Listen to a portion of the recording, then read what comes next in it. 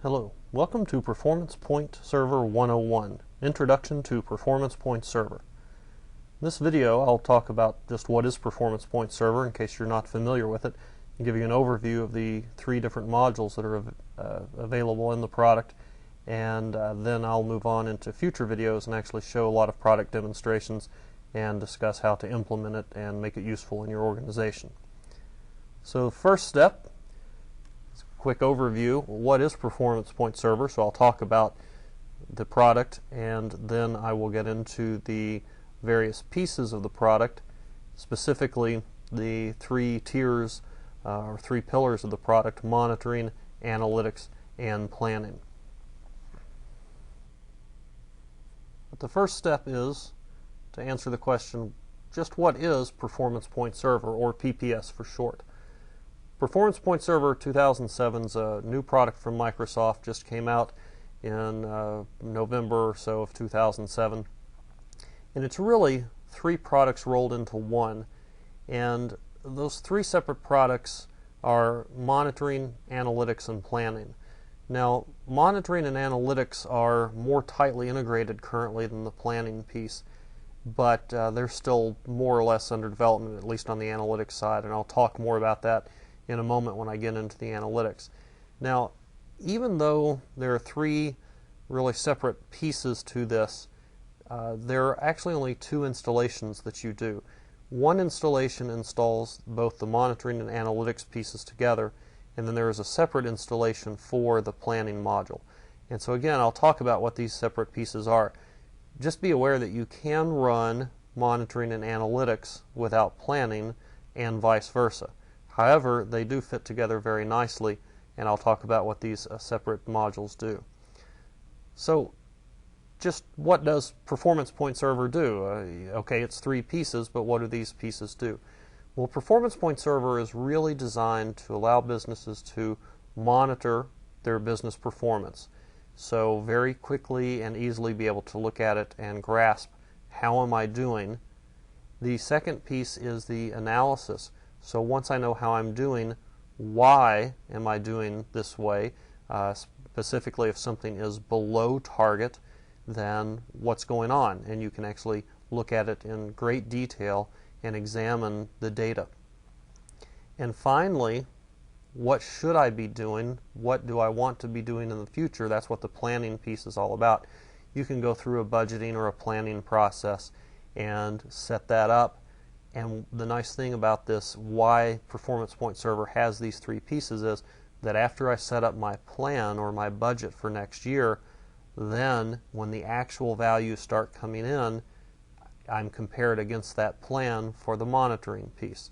So it becomes this circular reference. In fact, if you notice, here's PPS in a picture form. So monitor what's happening in my business, what's recently happened and what is currently happening.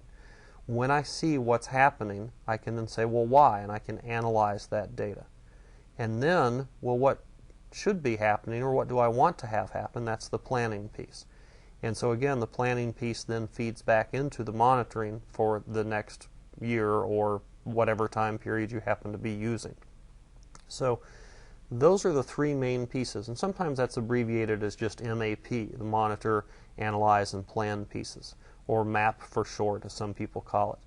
So those are the three things that I'll talk about: the monitoring, analysis, and planning.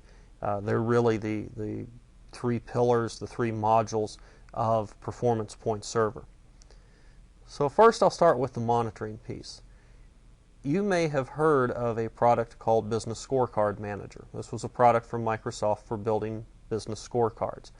And the monitoring piece of PerformancePoint Server is really the replacement for that. It's kind of the next version. Business Scorecard Manager is actually the second version of that product. It had a previous name before that. Honestly, don't even remember what it was called.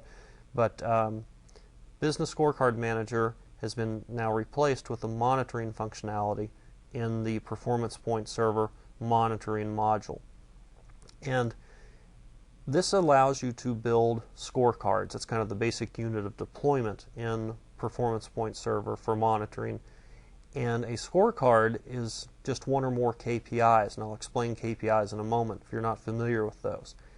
And KPIs can link to reports and allow you to then begin the analysis portion. And actually there's a lot of report formats that you can use, and I will discuss that coming up as well. So once I have these scorecards, I can place them on a dashboard, and that's actually what I publish to SharePoint and allow others to consume those scorecards. So what is a KPI? Well, a KPI is a metric. It is, for a lot of people who've been doing BI stuff, if you've watched any of the analysis services videos, then I've talked a lot about measures. Well, a KPI is sort of like a measure, but there's more to it. So it is a metric, something like sales or gross margin, headcount, turnover. You see some listed there. It's more, though, than just a number. So my sales might be 10 million, but is that good or bad? Well, I don't know necessarily, but a KPI has not only that actual value, but it has a goal or a plan number, which of course could have come from the planning module or from some other source. It then also has an indicator, and it may or may not have a trend as well. So if you take a look here, I have a sales metric on this chart or on this slide, and I have an actual value which is 4.2 million basically.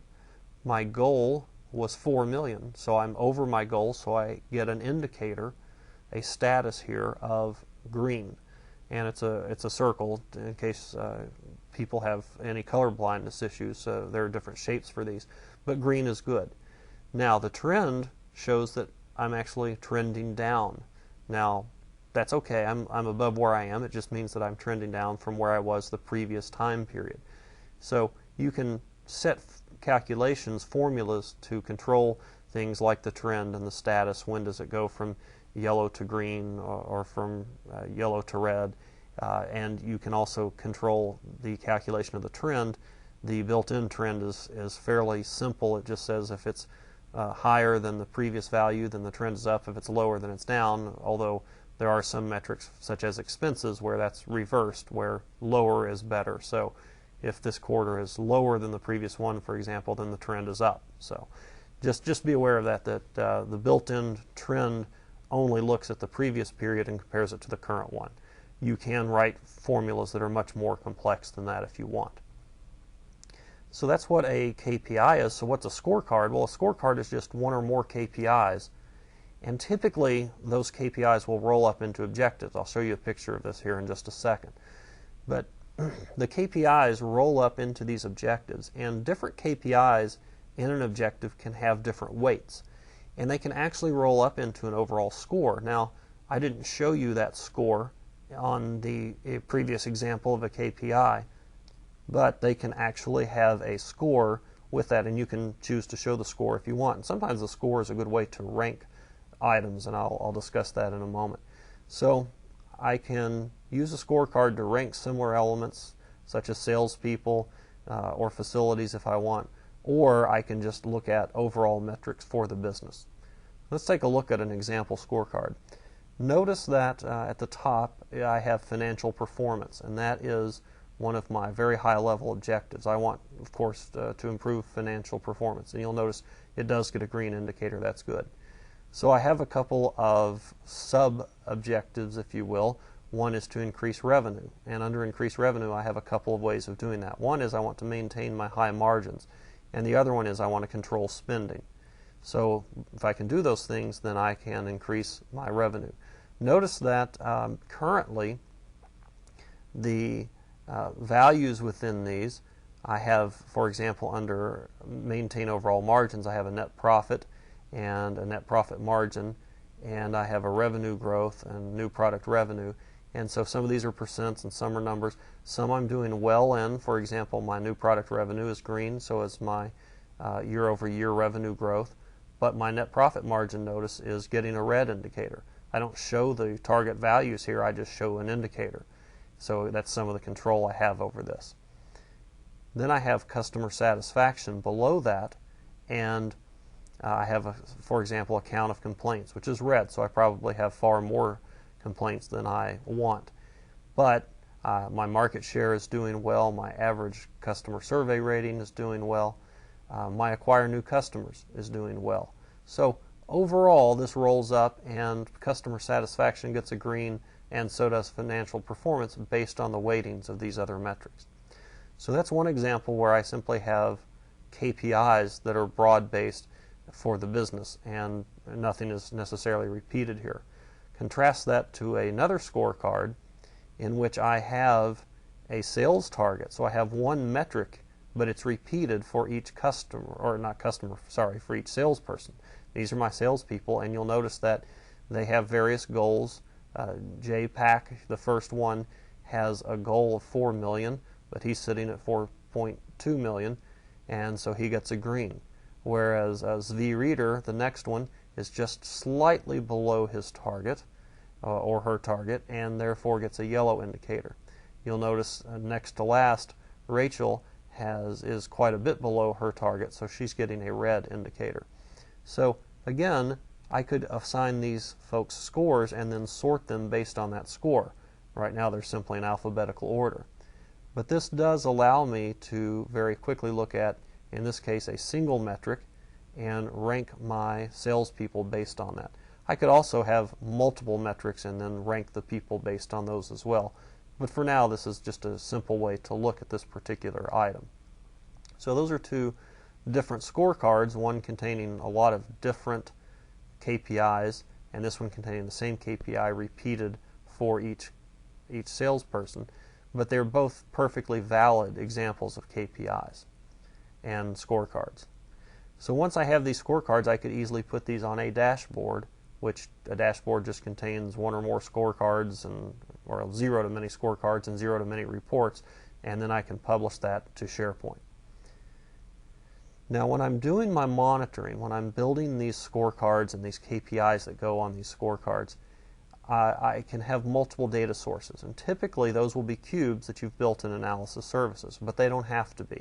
Okay, that's just a very common place to do this, and PPS was designed to expect data in a cube in a lot of cases, but it can work just as easily with other data sources. It can connect to relational data sources like SQL Server, it can use Excel, it can use XML files, and so forth. So it can use these other sources. One of the nice things about it is a single KPI can use multiple sources. So the actual may be coming out of an analysis services cube, but the target, the goal, may be coming out of an Excel spreadsheet.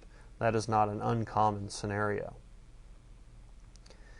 Now, I design all this, I build it through a tool called Dashboard Designer. Now, Dashboard Designer is a smart client application. It's written on the .NET framework, and I can go to the website and actually run this particular Dashboard Designer, this particular application from that. So it comes down, it runs on my desktop, and since it's a smart client application, I get all the Windows control, the drag and drop, the look and feel of a Windows application.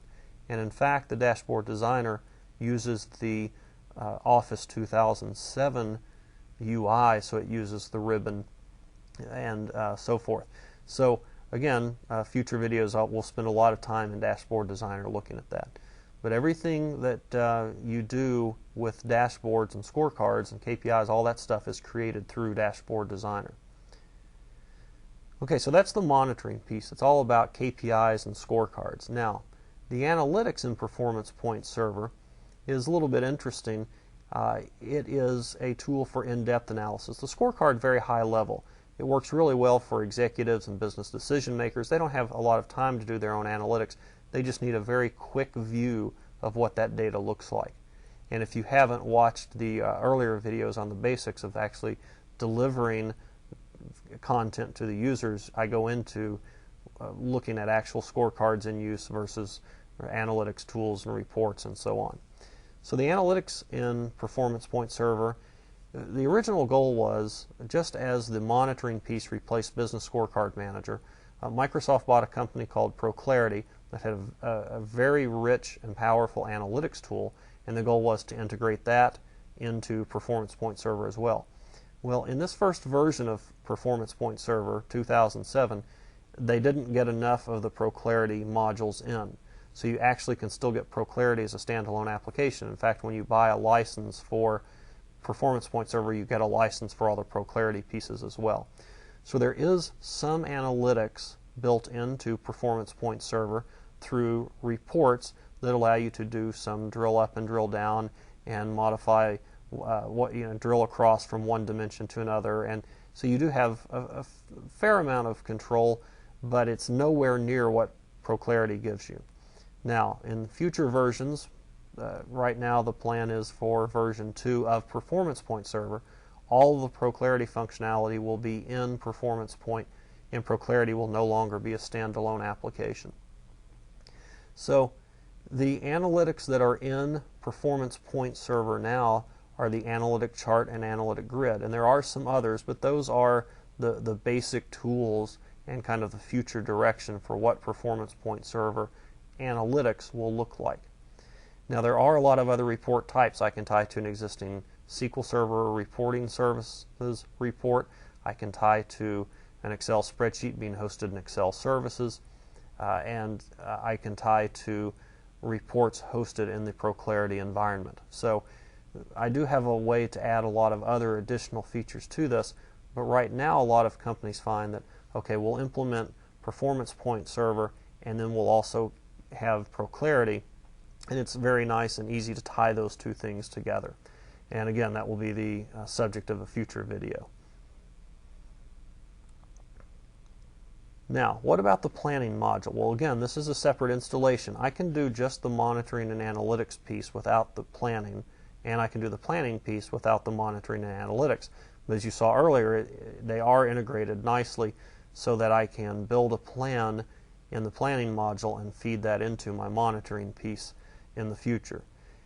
The planning is really a tool for budgeting and forecasting in a business. That is one of the most complex processes that companies go through, and this is designed to make that much easier so that you can replan as necessary throughout the year, and you have this entire workflow engine behind for handling the routing and approvals. So if someone goes in and they're making some changes to the plan, it has to go through a process that you've defined and get approved, and so on. And once it gets a final approval, then it rolls up into a corporate-wide planning planning database.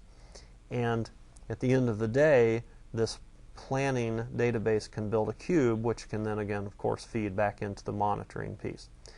Now, all of the logic for this workflow and approval engine, all the security and so forth, all of that is built into the tool. So if you think about this, this is all about financial planning, doing your budgeting. And of course, the question is, what tool do the people who do all the financial work know? And that, of course, is Excel.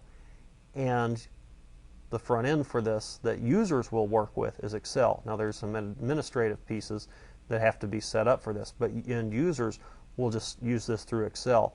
And when they're done, they'll submit it, and it uses Exchange Server behind the scenes to flow from one place to another and notify someone, oh, you have something for approval, and they can look at it and approve it or send it back to the person for additional work. So planning in PerformancePoint Server, obviously an annual budget is something that you can do. And you can allocate costs across organizations, and depending on how you set up your model, one person can allocate those costs and they go down to various people doing planning for different areas, and those people can't change those costs per se. They can see them, but they can't change them. You can take data from multiple divisions or groups in the organization and roll them up into a consolidated view as well. You also have the ability to do some what-if scenarios, and there are some other pieces to the planning module. And again, those will be the subject of future videos. Now, a planning application, you can see that you have three things to build: applications, model sites, and subsites. And just real quickly, an application is kind of the whole metadata. So it's the models, the security configuration, any assumptions that you define. Now, what are the dimensions that someone has access to, and where is that data held, so it can actually read and say if someone's going to be projecting product sales, it pulls from the product dimension. and so on. You then build a model site, and this represents a company's business structure. And then below that you have model subsites, which are just breakdowns, say divisions or business units. And at any of these you can have a layer of scoping and security restriction.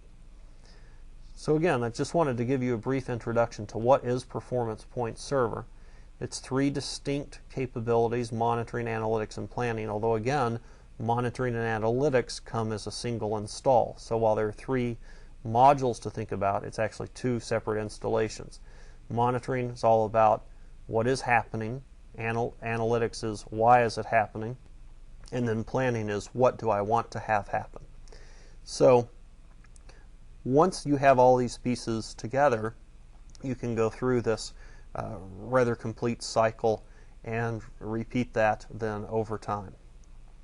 So future videos, I'll go into the actual three different modules here. I'll start with monitoring and analytics, and a lot of that work will be done inside of Course Dashboard Designer. And then once I get into planning, that uses a separate set of tools.